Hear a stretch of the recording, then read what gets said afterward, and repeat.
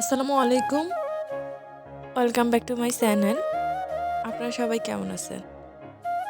আশা করি ভালো আছেন। আল্লাহর অশেষ রহমতে আমরাও ভালো আছি। আমি হাফসা, বলছি চাঁদপুর থেকে। আজকে সকালে ভিউটা একটু দেখাইতেছি।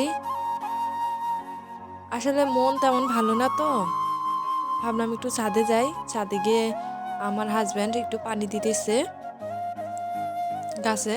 প্রতিদিনই কন্টিনিউ পানি দেওয়া হয় গাছে। এখন পানি দেওয়া শেষ করে দেন হচ্ছে আমরা ডাক্তারের কাছে চলে যাব। আর আপনাদের সাথে যেটা টাইটেলে বলছিলাম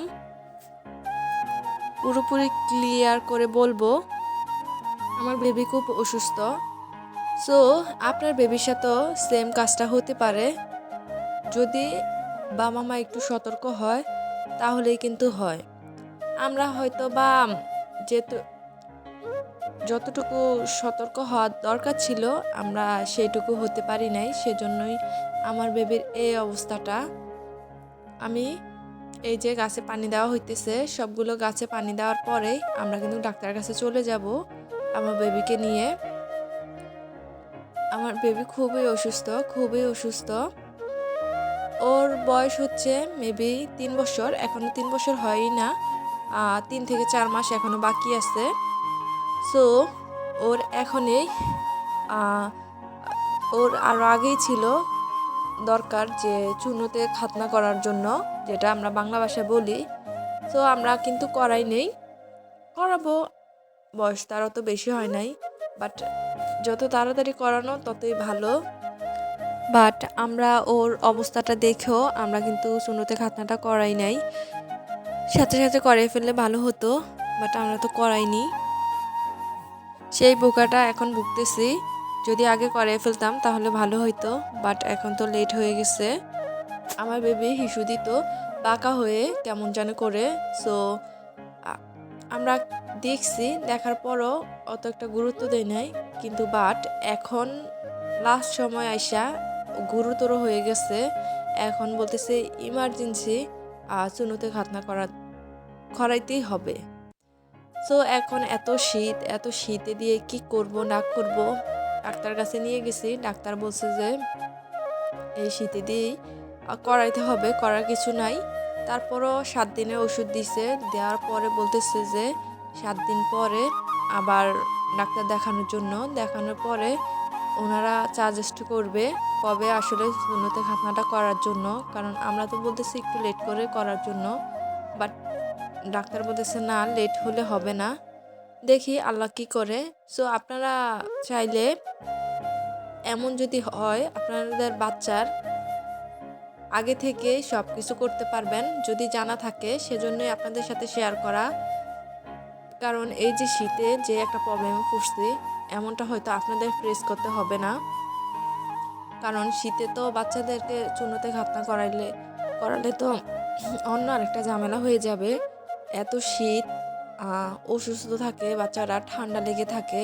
তার মধ্যে যদি আবার চুনোতে খাতনা করানো হয়, সারাক্ষণ জামা কাপড় থাকবে না, অন্যরকম একটা হবে। তখন হয় মেবি জ্বরও চলে আসতে পারে। কি থেকে কি হয় সেটা তো বলে বোঝাতে পারবো না। সেজন্য আপনাদের কাছে শেয়ার করা যে আমরা কিন্তু ডাক্তারের কাছে চলে আসছি।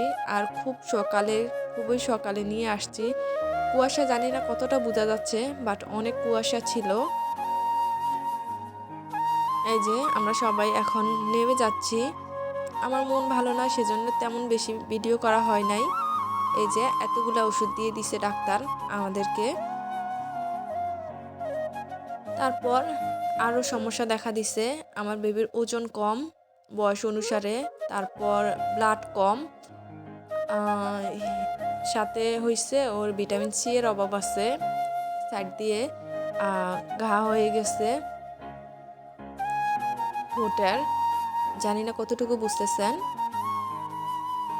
ওকে সেজন্য দিলাম একটু ফল কেটে, বাট দেখেন সব কটা ফল খায় নাই। জাস্ট নাশপাতি থেকে একটা পিস খাইছে, আর হচ্ছে একটা আঙ্গুর খাইছে, আর সাথে সবুজ আঙ্গুরগুলা 2টা না 3টা খাইছে, আর আনার খাইছে অর্ধেকটা। এই তো, আর একটুও খায় নাই। ডাক্তার বলছে অনেক অনেক ফল খাওয়ানোর জন্য, যেন ভিটামিন সিটা একটু কমপ্লিট হয়। সেজন্যই আমি এতগুলো ফল কেটে দিছি, দেখি বাচ্চা কোনটা খায়। বাট ও তো চেষ্টা করছি আমার দিক থেকে, আমি কিন্তু কম রাখি নাই, ওই খেতে চায় না। এখন কি করব, আবার দেখব পরে খায় কি না। আর মন তো ভালো না, সেজন্য তেমন ভিডিও করি নাই। আপনাদের সাথে এটাও শেয়ার করছি, আমার আম্মু অসুস্থ, হসপিটাল ভর্তি। সো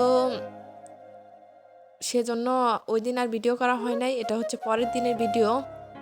আমার হাজব্যান্ড অনেকগুলা পেঁয়াজ নিয়ে আসছিল অনেক আগেই। সো সেই পেঁয়াজগুলা 3টা পাত্রে রেখেছিলাম, এই যে ঝাঁকিগুলাতে রেখে দিয়েছি। সো এখন বেছে বেছে খাচ্ছি। এগুলা কিছু ব্লেন্ড করব আর কিছু রান্না করব, সেজন্য নিয়ে নিতেছি। কতগুলা গাছ হয়ে গেছে, ছোট আছে বড় আছে। খাওয়া কিন্তু মোটামুটি শেষ, একটা করেই ধরতাম, বাট ওই গাছ হওয়ার কারণে আলাদা আলাদা করে ধরতেছি। এটা কয়েকদিন হয়েছে ধরা হয় নাই, সেজন্য দেখেন কত বড় হয়ে গেছে গাছ।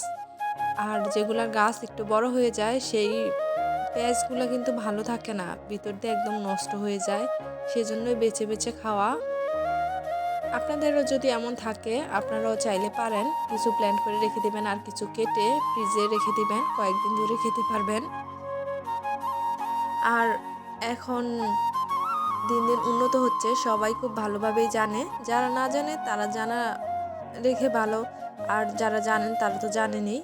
আর আমাকেও বলবেন কিভাবে কি করলে প্রসেসিংটা ভালো হবে। আর সবাই আমার বেবির জন্য দোয়া করবেন। ওর শরীরের যেই কন্ডিশন, আমার তো খুবই খারাপ লাগতেছে, আমার মন খুবই খারাপ। আমি কাজ করতেছি, সব করতেছি, বাট আমার কাছে একদমই ভালো লাগতেছে না। কারণ সংসার যেহেতু আছে, কাজ করতে হবে, মন দিল তো খারাপই আছে। তারপর ইউটিউব জার্নিটা যেটা করতেছি সেটা করতেই আছি, বাট মন ভালো না।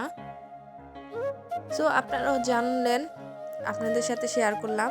এই মুরগিটা কেটে নিছি, এটা হচ্ছে আমার বেবির জন্যই কেটে নেওয়া হয়েছে। দেখি হিমোগ্লোবিনের যেহেতু অভাব, সেহেতু মুরগি কবুতর বাচ্চা এগুলো খাওয়ায় দেখি। আর ফল তো আছেই, যেহেতু ভিটামিন সি এর অভাব, দেখি কি করা যায়। তো আপনারাও দেখেন, বাচ্চাদেরকে একটু হলেও ফলমূল দেওয়ার চেষ্টা করবেন। আসলে সব মা বাবারাই চায় বাচ্চারা একটু খাক। সো তারপরও যতটুকু পারবেন সম্ভব হবে ততটুকু দিয়ে ফলমূল দেওয়ার চেষ্টা করবেন। আর আমার বেবির যে অবস্থাটা হয়েছে সেটা দেখে আমি বুঝতেছি সব বেবিরাই খেতে চায় না। যেহেতু আমার বেবি খেতে চায় না, এত রকম করতেছি, অন্য অনেকের কাছেই শুনি বেবিরা খেতে চায় না। সো সব বেবিরাই খেতে চায় না, তারপরও মাদেরই একটু চেষ্টা করতে হবে। সেজন্য আপনারা চাইলে পারেন একটু ফলমূল দেওয়ার জন্য, যেটা খায় সেটা দেওয়ার জন্য। বেবিরা কিন্তু সবসময় ভাত খেতে চায় না। এটা হচ্ছে আমাদের এই প্রথম দুনিয়া তুলে খাচ্ছি। অল্প কিছু তুলবো, বেশি তুলবো না, তরকারিতে দেওয়ার জন্য।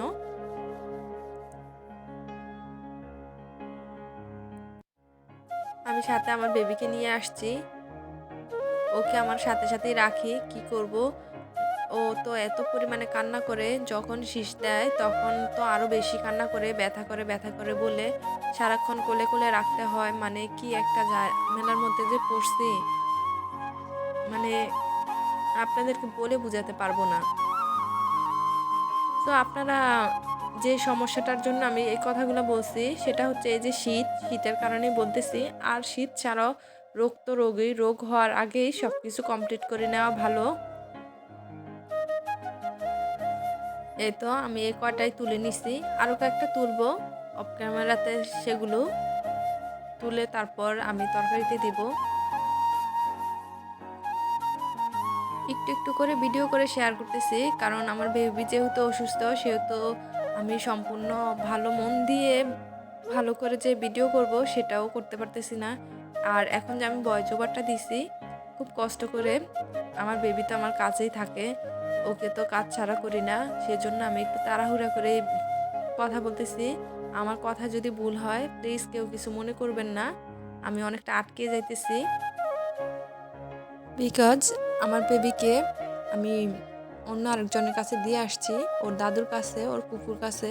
ওখানে বাচ্চারা যেহেতু আছে সেহেতু দুষ্টামি ফাজলামি তো হতেই পারে, তখন কি থেকে কি হয়ে যায় তা তো জানি না, সেজন্যই আমি একটু টেনশনে আছি। টেনশনে থেকে থেকে বয় জোগাড়টা দিতেছি। এই তো আমি কিছু পেঁয়াজ, রসুন আর আদা কেটে নিছি, এগুলা ব্লেন্ড করব। ওই যে পেঁয়াজগুলো আমি রেখেছিলাম ওই পেঁয়াজগুলো। আর আমার ব্লেন্ডারে তার একটু ধারটা একটু কম, অনেকটাই কম, সেজন্য আমি কিছু লবণ নিয়ে নিছি। লবণ দিয়ে এখন লবণটাকে ব্লেন্ড করব। লবণটাকে ব্লেন্ড করলে একটু হলেও দাঁড় হয়, আপনারা ট্রাই করতে পারেন। দাঁড় হয়, কিছুটা দাঁড় হয়, অত বেশি না, অনেকটাই হয়। আর একটু মোটা লবণ নিছি আমি, মোটা লবণটা নেওয়াতে বেশি সুবিধা, সেজন্য একটু মোটা লবণটা নিছি।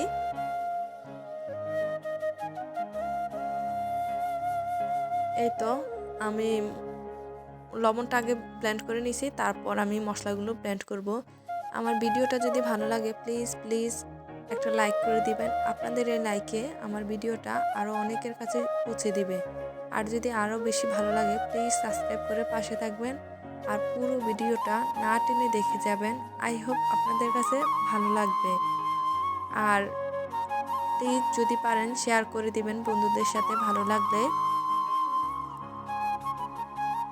এই তো লবণটা ব্লেন্ড করার পরে কিন্তু আমার এটা ধার হয়েছে যে হালকা পাতলা, আগে দেখাইতে মনে ছিল না, সেজন্য দেখাই নাই। দোয়া করি সবার বেবি যেন ভালো থাকে, সুস্থ থাকে। আর আমার বেবির জন্য সবাই একটু প্লিজ দোয়া করবেন, প্লিজ সবাই একটু দোয়া করবেন। আর এ পর্যন্ত যারা আমার ভিডিওটা দেখতে দেখতে আসছেন সবার জন্য দোয়ার ভালোবাসা রয়েছে। আর যারা দেখেন না তাদের তো দেখেনই না, তাদের জন্য দোয়া ভালোবাসা আছে। ভিডিওটা এখানে শেষ করতেছি।